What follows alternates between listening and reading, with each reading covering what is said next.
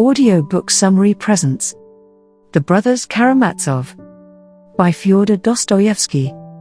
In his youth, Fyodor Pavlovich Karamazov is a coarse, vulgar man whose main concerns are making money and seducing young women. He marries twice and has 3 sons, Dmitri, the child of his first wife, and Ivan and Alyosha, children of his second wife.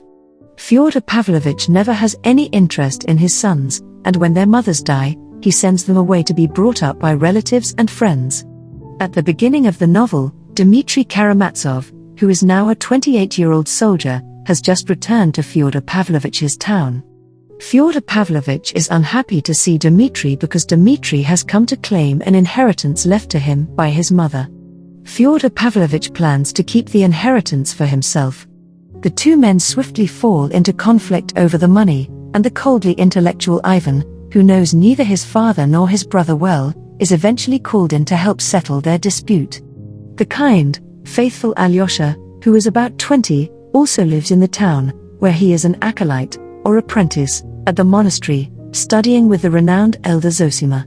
Eventually Dmitri and Fyodor Pavlovich agree that perhaps Zosima could help resolve the Karamazovs' quarrel, and Alyosha tentatively consents to arrange a meeting.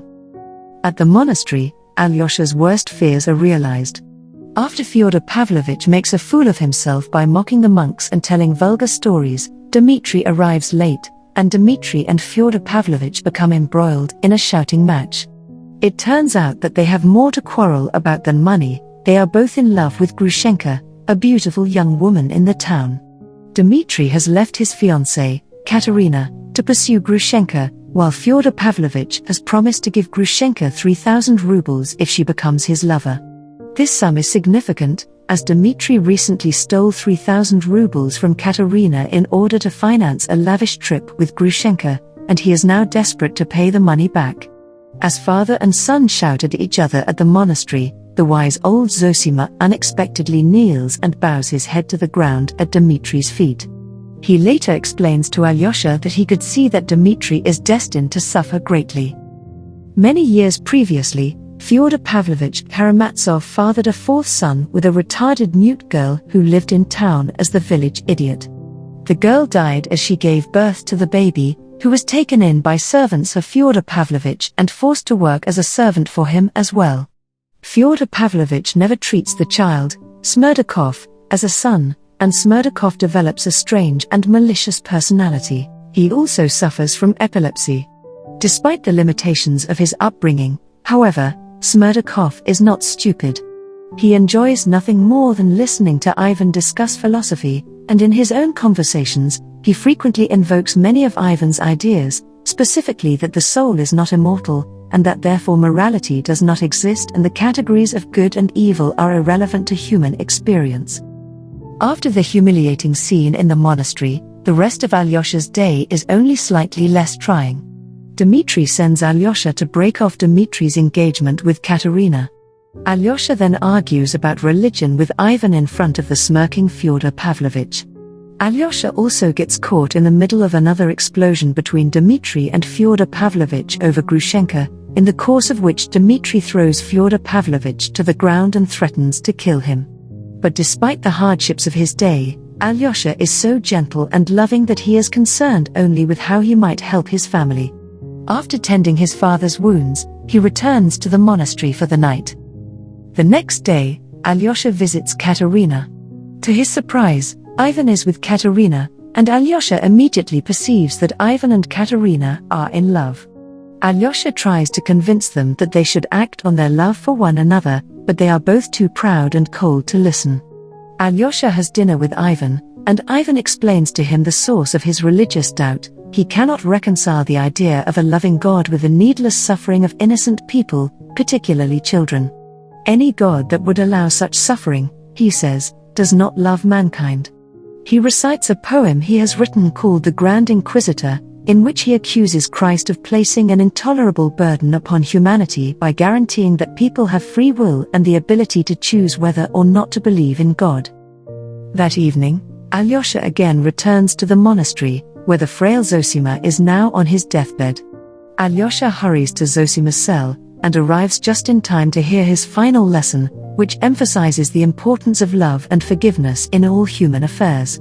Zosima dies stretching his arms out before him, as though to embrace the world.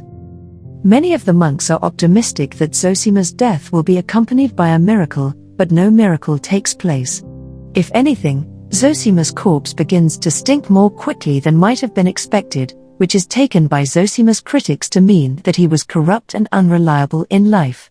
Sickened by the injustice of seeing the wise and loving Zosima humiliated after his death, Alyosha allows his friend Rakitin to take him to see Grushenka. Although Rakitin and Grushenka hope to corrupt Alyosha, just the opposite happens, and a bond of sympathy and understanding springs up between Grushenka and Alyosha. Their friendship renews Alyosha's faith, and Alyosha helps Grushenka to begin her own spiritual redemption. That night, Alyosha has a dream in which Zosima tells him that he has done a good deed in helping Grushenka. This dream further strengthens Alyosha's love and resolve, and he goes outside to kiss the ground to show his passion for doing good on earth. Dmitri has spent 2 days unsuccessfully trying to raise the money to pay Katerina the 3,000 rubles he owes her. No one will lend him the money, and he has nothing to sell.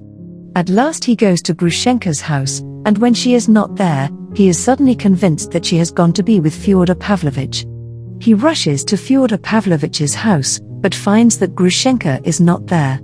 While prowling on the grounds, Dmitri strikes Fyodor Pavlovich's old servant, Grigory, leaving him bloody and unconscious. Then he flees. He returns to Grushenka's house, and learns from her maid that Grushenka has gone to rejoin a lover who abandoned her several years ago. Dmitri now decides that his only course of action is to kill himself.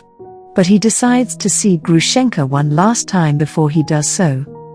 A few minutes later, Dmitri strides into a shop, with his shirt bloody and a large wad of cash in his hand. He buys food and wine, and travels out to see Grushenka and her lover.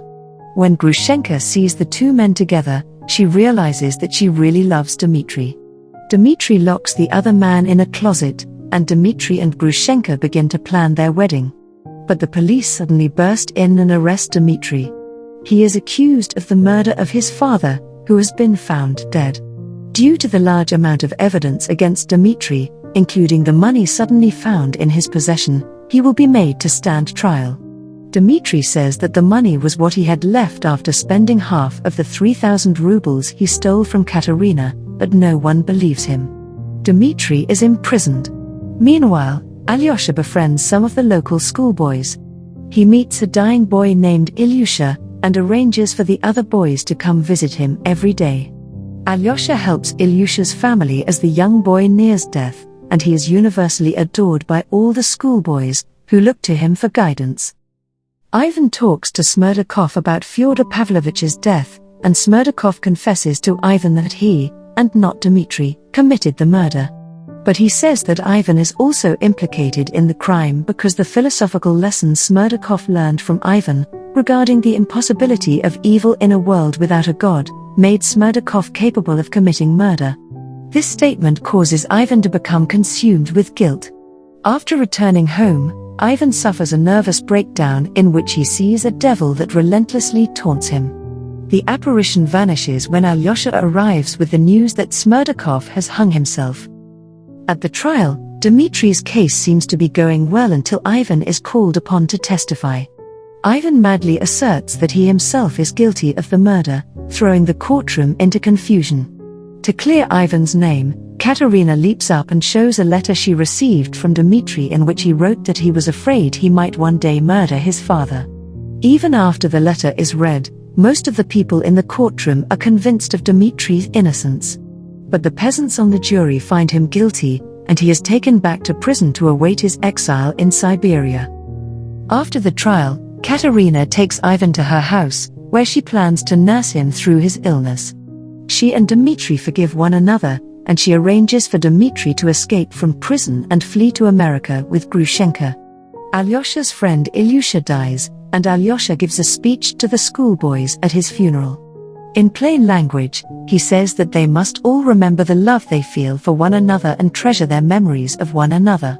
The schoolboys, moved, give Alyosha an enthusiastic cheer.